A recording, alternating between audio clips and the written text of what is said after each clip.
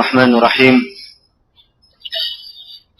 Innal hamdalillah nahmaduhu wa nasta'inuhu wa nastaghfiruh wa na'udzu billahi min shururi anfusina wa min sayyiati a'malina.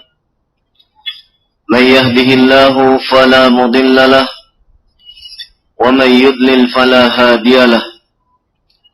Ashhadu an la ilaha illallah wahdahu la syarika lahu wa ashhadu anna Muhammadan abduhu wa rasuluh. Ya ayyuhalladzina amanu taqullaha haqqa tuqatih wa la tamutunna illa wa antum muslimun. Ya ayyuhan nasu taqu rabbakumul ladzi khalaqakum min nafsin wahidah wa khalaqa minha zawjaha wa batha minhuma rijalan katsiran wa nisaa'a. واتقوا الله الذي تساءلون به والأرحام إن الله كان عليكم رقيبا يا أيها الذين آمنوا اتقوا الله وقولوا قولا سديدا يصلح لكم أعمالكم ويغفر لكم ذنوبكم ومن يطع الله ورسوله فقد فاز فوزا عظيما أما بعد فإن أصدق الحديث كتاب الله وخير الهدي هدي محمد صلى الله عليه وعلى آله وسلم وشر الأمور محدثاتها فإن كل محدثة بدعة وكل بدعة ضلالة وكل ضلالة في النار.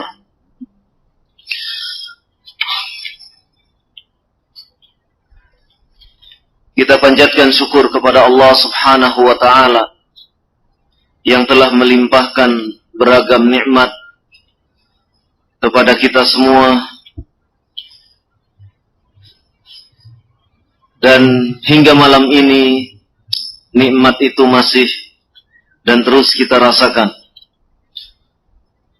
Nikmat kita bisa duduk di dalam majelis ilmu untuk menelaah, memahami syariat yang diturunkan oleh Allah Subhanahu wa Ta'ala melalui malaikat Jibril kepada Rasulullah sallallahu alaihi wasallam yang akhirnya sampai kepada kita. Ini adalah merupakan nikmat yang teramat agung yang patut untuk kita syukuri. Karena dengan itu pula kita mendapatkan Hidayatul Taufik yang tidak semua manusia bisa mendapatkannya kecuali orang-orang yang dikehendaki oleh Allah Subhanahu wa Ta'ala. Dalam perjalanan dakwah kita senantiasa diuji dengan berbagai macam rintangan ataupun tantangan, dan ujian itu akan terus silih berganti. Termasuk di antara ujian itu kita senantiasa dituntut untuk memperbaharui niat kita, senantiasa memperbaharui niat yang ada pada diri kita di dalam setiap aktivitas, di dalam setiap bentuk amal, baik amal yang sifatnya lahiriah maupun amal yang sifatnya batin. Seluruhnya senantiasa harus dilandasi dengan keikhlasan, niat ikhlas lillahi ta'ala. Dan yang kedua, amal itu pun harus senantiasa selaras dengan apa yang telah dituntunkan oleh Rasulullah sallallahu alaihi wa ala alihi wasallam. Dengan kata lain, al-mutaba'ah li Rasulillah sallallahu alaihi wa ala alihi wasallam harus senantiasa menjadi sendi ketika kita menunaikan satu amal, satu aktivitas ataupun kegiatan. Dua perkara, ikhlas dan mutaba'ah, senantiasa diingatkan oleh para ulama. Karena sesungguhnya manakala satu dari kedua hal tersebut tidak ada, maka amalan tersebut akan menjadi sesuatu yang sia-sia. Dua perkara itu adalah sesuatu yang telah digambarkan oleh Allah Subhanahu wa ta'ala dalam surat Al-Kahfi ayat ke-110. Allah Subhanahu wa ta'ala berfirman, "Faman kana yarju liqa'a rabbih faly'amal 'amalan shalihan wa la yusyrik bi'ibadati rabbih ahada." Barang siapa yang menginginkan perjumpaan terhadap Rabb-Nya, maka hendaklah ia beramal saleh dan tidak menyekutukan di dalam peribadahan kepada Rabb-Nya dengan sesuatu pun.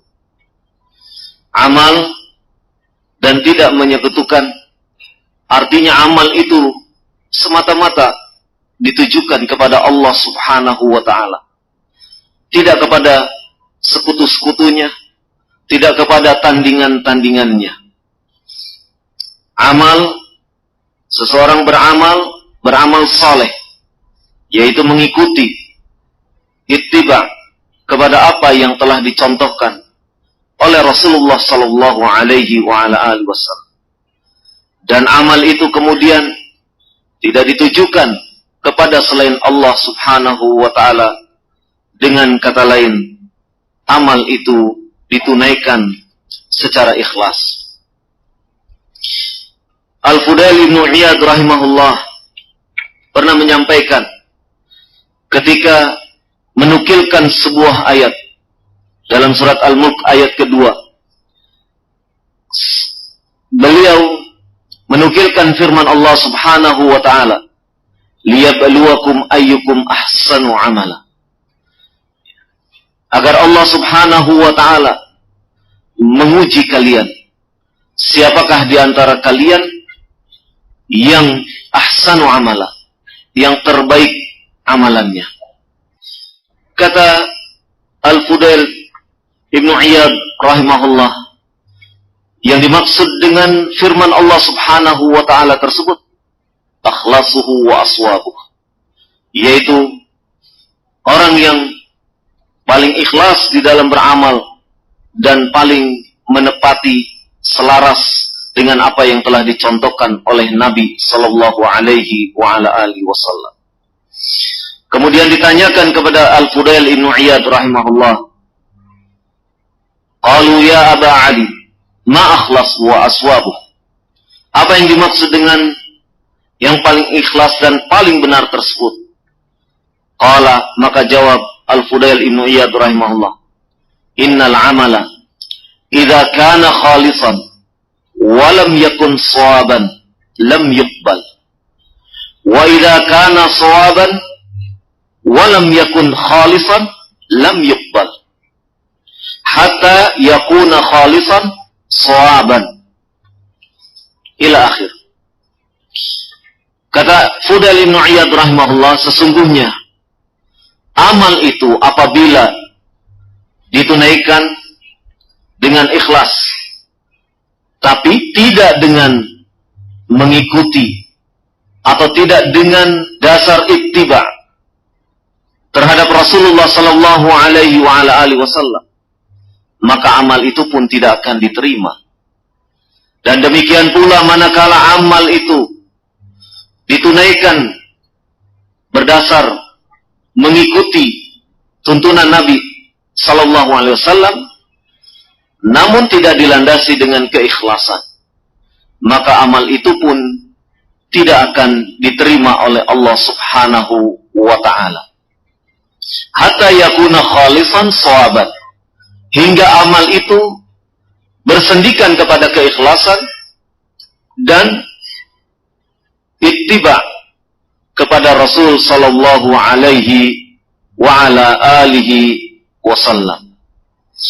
Maka kata Al-Allamah Ibnul Qayyim rahimahullah, manakala amal itu sudah bersendikan kepada keikhlasan, amal itu memang didasari ikhlas karena Allah subhanahu wa ta'ala, kemudian amal tersebut memang ditunaikan oleh seorang hamba lantaran sebagai upaya untuk mutaba'ah li Rasulillah sallallahu alaihi wa ala alihi wasallam. Maka kata Al-Allamah Ibnul Qayyim rahimahullah ta'ala, maka seorang hamba tersebut telah menjadikan hakikat, telah menjadikan sesuatu yang nyata di dalam mewujudkan firman Allah subhanahu wa ta'ala, iyyaka na'budu, hanya kepadamu kami menyembah. Maksudnya bil ubudiyah, yaitu di dalam peribadahan.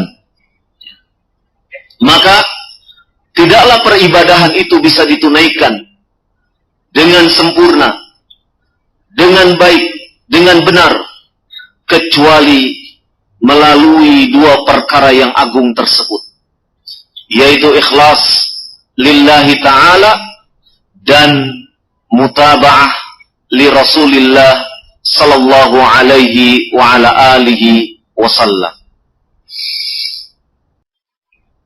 Jadi hakikat iyyaka na'budu, hanya kepadamulah kami beribadah, hanya kepadamulah kami menyembah. Hakikat dari firman Allah subhanahu wa ta'ala tersebut yaitu harus mutaba'atuh ar-Rasul sallallahu alaihi wasallam, dan yang kedua al-ikhlasu lil ma'bud, ikhlas di dalam menyembah kepada Allah subhanahu wa ta'ala. Maka kata Ibnul Qayyim rahimahullah, inilah hakikat dari iyyaka na'budu, hanya kepadamu kami menyembah. Maka seseorang yang ia telah menjalankan firman Allah subhanahu wa ta'ala, iyyaka na'budu, secara hakikatan, secara amaliyah, seluruhnya karena Allah, baik perkataannya, perbuatannya, dan segala sesuatunya, semuanya semata-mata ikhlas lil ma'bud wal mutaba'ah, yaitu ikhlas dalam rangka untuk beribadah kepada Allah dan dalam rangka untuk ittiba, mengikuti apa yang telah dicontohkan oleh Rasulullah sallallahu alaihi wa ala alihi wasallam. Dan para ulama menjelaskan bahwasannya seseorang yang benar-benar dia menunaikan amalnya bersendikan kepada keikhlasan dan mutaba'ah, dia adalah seorang ahlul ikhlas, dia adalah seorang yang mengikuti tuntunan Rasulullah sallallahu alaihi wa ala alihi wasallam. Wahum ahlu iyyaka na'budu haqiqatan, maka mereka itu adalah orang yang menunaikan firman Allah subhanahu wa ta'ala, iyyaka na'budu, secara nyata. Namun demikian, manakala seseorang beramal, dia tidak menunaikan amal itu secara ikhlas dan tidak mengikuti apa yang telah dituntunkan oleh Rasulullah sallallahu alaihi wa ala alihi wasallam, maka amalnya tidaklah selaras dengan apa yang dituntunkan menurut syar'i, maka ia bukanlah orang yang khalisan lil ma'bud. Dia tidak termasuk orang-orang yang ikhlas di dalam beribadah kepada Allah subhanahu wa ta'ala. Demikian juga ia tidak menjadi orang yang mutaba'ah, mengikuti kepada apa yang dituntunkan oleh Rasul sallallahu alaihi wa ala alihi wasallam. Maka ia adalah termasuk orang-orang yang menghidupkan al-bid'ah wa dhalalat, yaitu segala sesuatu yang tidak dicontohkan oleh Rasulullah sallallahu alaihi wasallam, dan ia menghidupkan kesesatan demi kesesatan. Maka mereka itu adalah ahlul ghadab wad dhalal, orang-orang yang dimurkai dan orang-orang yang sesat. Tipe yang lainnya yaitu orang-orang yang dia ikhlas fi amalih, di dalam amal-amalnya, lakinnaha, akan tetapi, ala ghairi mutaba'atil amri, akan tetapi ketika ia beramal, amalnya itu tidak di atas dasar mutaba'ah kepada apa yang diperintahkan oleh Rasul sallallahu alaihi wa ala alihi wasallam. Maka orang yang demikian ini, kata Syekh Abdul Salam bin Barjas rahimahullah, kajuhalul abbad, seperti orang-orang yang jahil, orang-orang ahli ibadah yang jahil. Ia hanya menunaikan peribadahan, tetapi ibadahnya tidak disandarkan kepada keikhlasan karena Allah subhanahu wa ta'ala. Orang-orang yang menyandarkan kepada cara zuhud wal faqir wal faqr dan segala sesuatu yang ia anggap itu adalah jalan kebenaran, namun sesungguhnya yang ia perbuat adalah sesuatu yang tidak diridhoi oleh Allah subhanahu wa ta'ala. Kemudian macam orang yang keempat adalah orang yang amalnya ala mutaba'atil amri, amalnya di atas ittiba kepada apa yang diperintahkan oleh Rasul sallallahu alaihi wasallam, lakinnaha li ghairillah, akan tetapi ia ketika beramal bukan karena Allah subhanahu wa ta'ala, atau diperuntukkan kepada selain Allah subhanahu wa ta'ala. Seperti apa?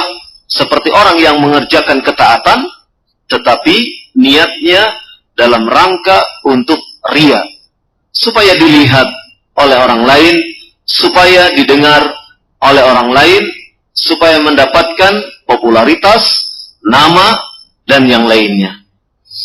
Maka orang yang demikian ini adalah sebagaimana digambarkan dalam hadis yang sahih.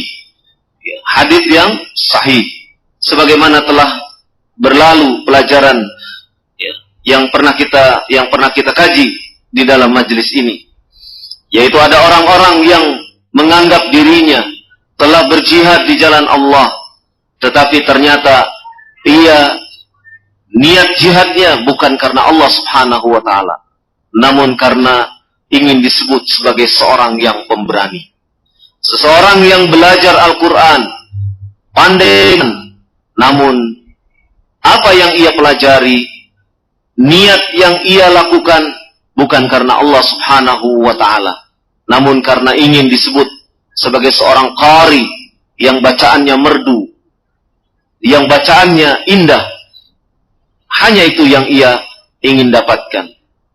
Atau seseorang yang bersedekah, namun sedekahnya bukan karena Allah subhanahu wa ta'ala, namun karena ingin disebut sebagai orang yang dermawan. Kisah ini menjadi contoh bagaimana seseorang melakukan amal ala mutaba'atil amri, amal itu di atas ittiba kepada Rasul sallallahu alaihi wasallam, namun li ghairillah, amal tersebut bukan ditujukan karena Allah, bukan ditujukan kepada Allah subhanahu wa ta'ala, tetapi kepada selain Allah subhanahu wa ta'ala.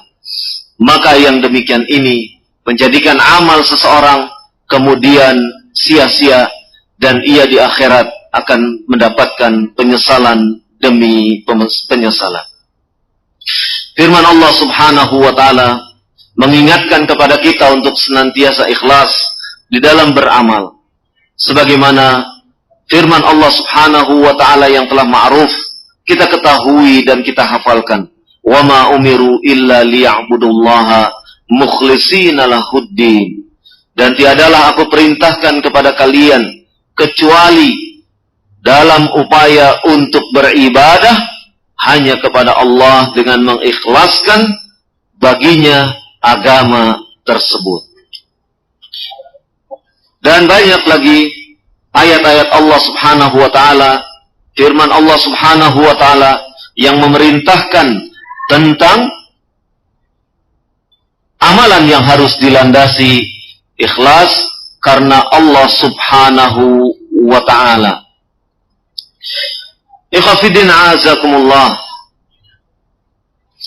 Demikian juga amalan yang harus dilandaskan atau dilandasi karena ittiba kepada Rasul sallallahu alaihi wa ala alihi wasallam. Sebagaimana di dalam firman Allah Subhanahu wa ta'ala, "Qul in kuntum tuhibbunallah fattabi'uni yuhibbukumullah wa yaghfir lakum dzunubakum wallahu ghafurur rahim." Dalam surat Al-Imran ayat ke-31. Katakanlah, jika kalian mencintai Allah, maka ikutilah aku. Perintah untuk berittiba, perintah untuk mengikuti apa yang telah diperbuat, diamalkan, diperintahkan oleh Rasulullah sallallahu alaihi wa ala alihi wasallam. Fattabi'uni, ikutilah aku.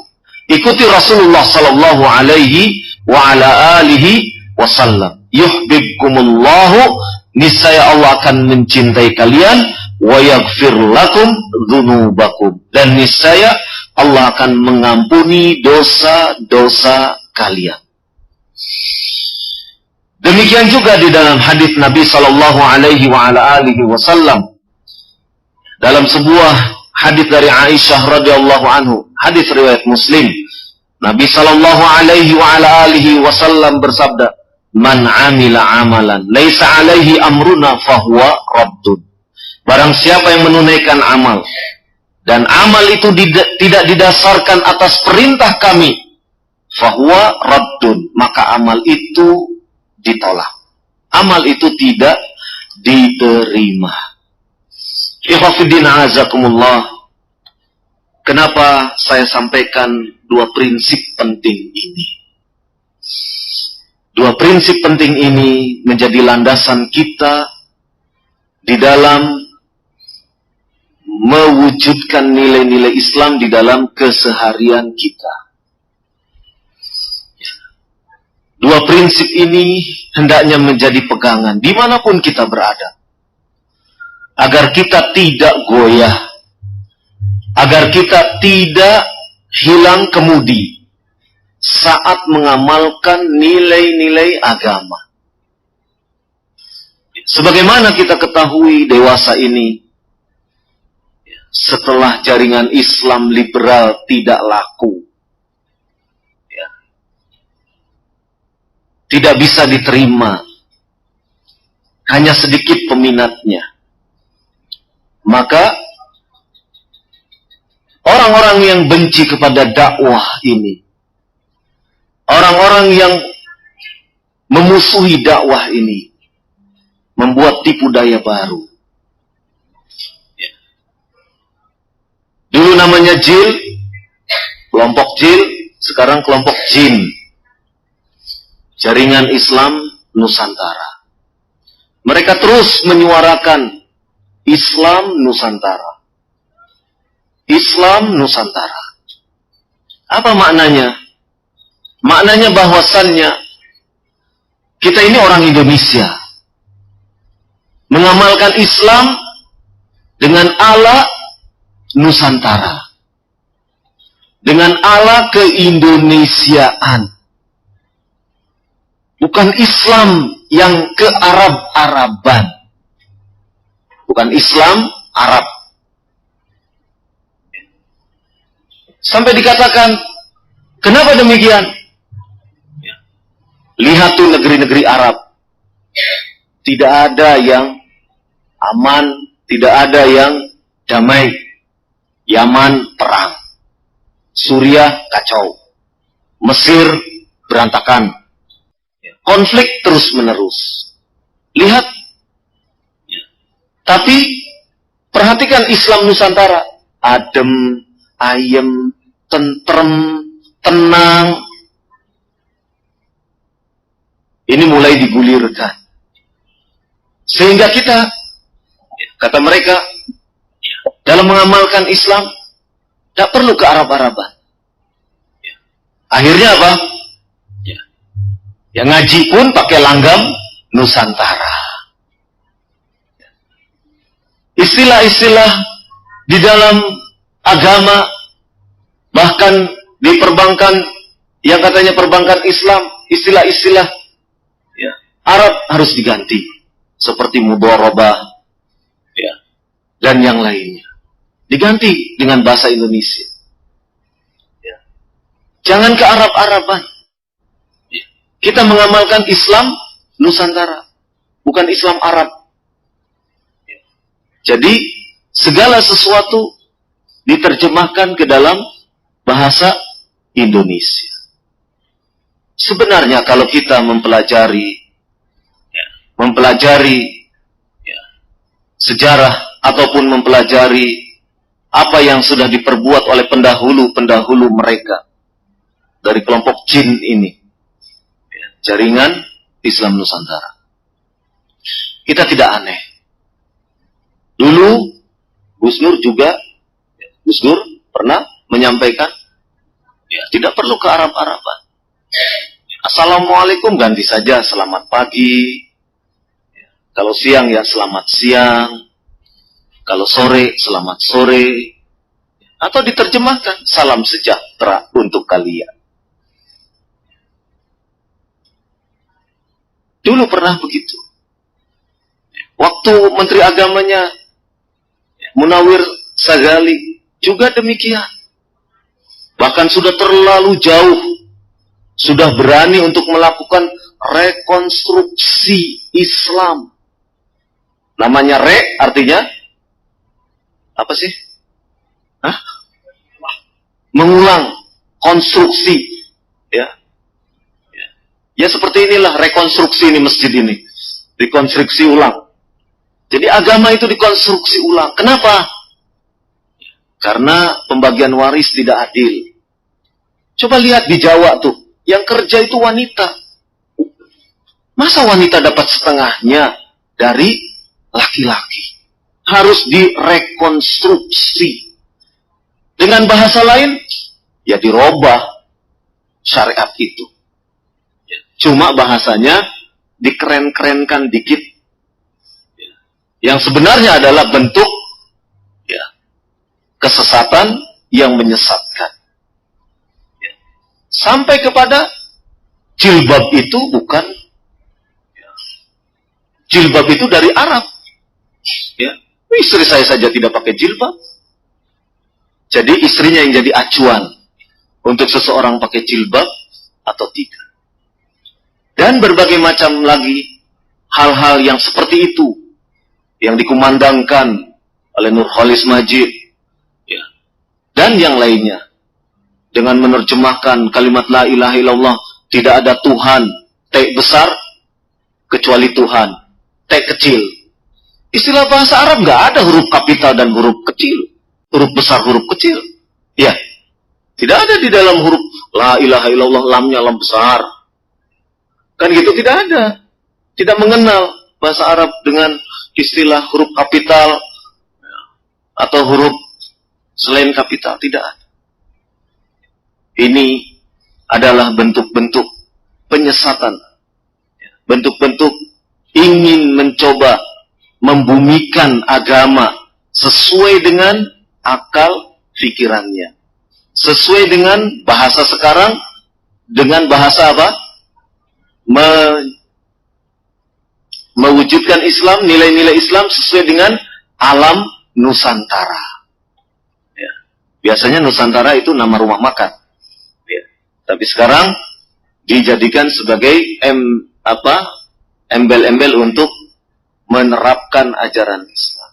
Jadi Islam Nusantara itu Islam yang sesuai dengan jiwa bangsa budaya Indonesia. Kalau Islam yang Arab tidak akan cocok di Indonesia. Padahal kita tahu, ya. Maka dia kemudian berbicara, maka karena itu, ya, orang Islam, ya, tak perlulah pakai imamah, tak perlulah pakai jubah, ya. Karena itu Islam Arab. Karena itu Islam Arab. Jadi pakai apa? Ya yang penting seorang Muslim ya menampilkan akhlak yang baik, ya, menampilkan akhlak yang baik. Dia tidak memahami bahwasannya ketika memakai jubah termasuk bahagian dari berakhlak yang baik.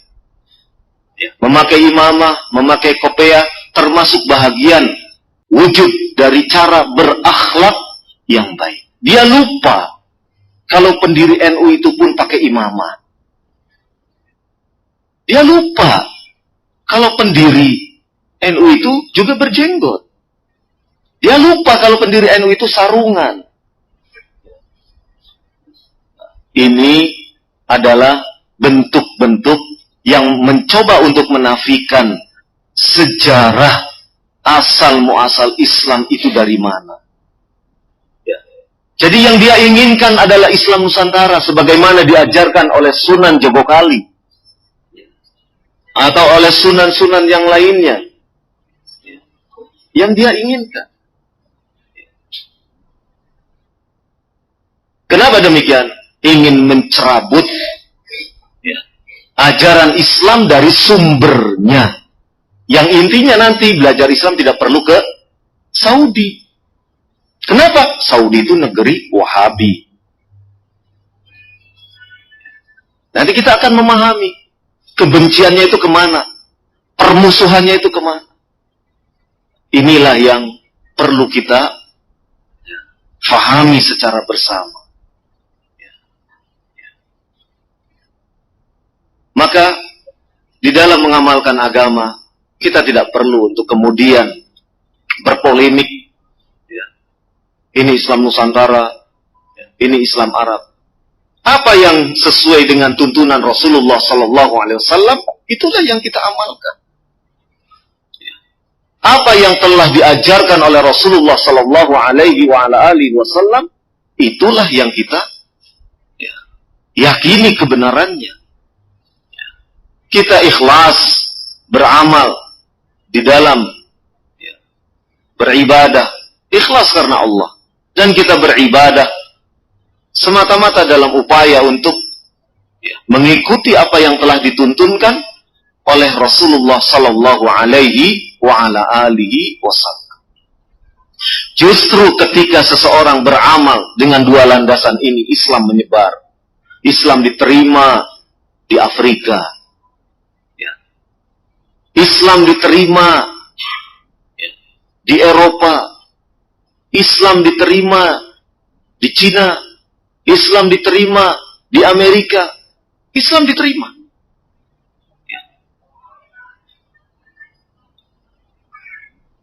Ini menunjukkan bahwasannya Islam yang berasal dari negeri Arab bisa diterima di berbagai tempat. Ketika kita mengucapkan Assalamualaikum di negeri Cina, kemudian ada seorang Muslim Cina di sana yang mendengar, pasti akan menjawab Waalaikumsalam. Satu kesatuan. Satu kesatuan. Maka kita harus benar-benar mempelajari kembali, benar-benar apa yang kita pelajari harus betul-betul kita fahami. Sehingga orang-orang yang membenci kepada dakwah, orang-orang yang memusuhi kepada dakwah terus berupaya untuk menancapkan cakar-cakar mereka sehingga umat Islam berpaling dari hakikat ajaran agama yang benar. Hakikat ajaran agama yang benar yang berasal dari Rasulullah Sallallahu Alaihi Wasallam. Rasulullah Sallallahu Alaihi Wasallam orang Arab. Al-Quran pun dengan bahasa Arab. Tapi anehnya ada orang yang mencoba, ya Islamnya bukan Islam Arab, tapi Islam Nusantara. Ganjil pemikirannya. Sehingga dengan demikian, ketika kita menunaikan syariat agama ini, benar-benar tidak kemudian terkecoh oleh berbagai macam lontaran-lontaran pemikiran, yang pemikiran itu adalah sesuatu yang sesat dan menyesatkan. Ikhwah fiddin azakumullah, mudah-mudahan Allah Subhanahu wa taala melindungi kita, dan insya Allah salafin faham bahwasannya apa yang di gagasan-gagasan yang terkait Islam Nusantara itu adalah sesuatu yang aneh, ganjil, sesuatu yang tidak benar. Namun kita harus bisa pula menjelaskan kepada orang lain.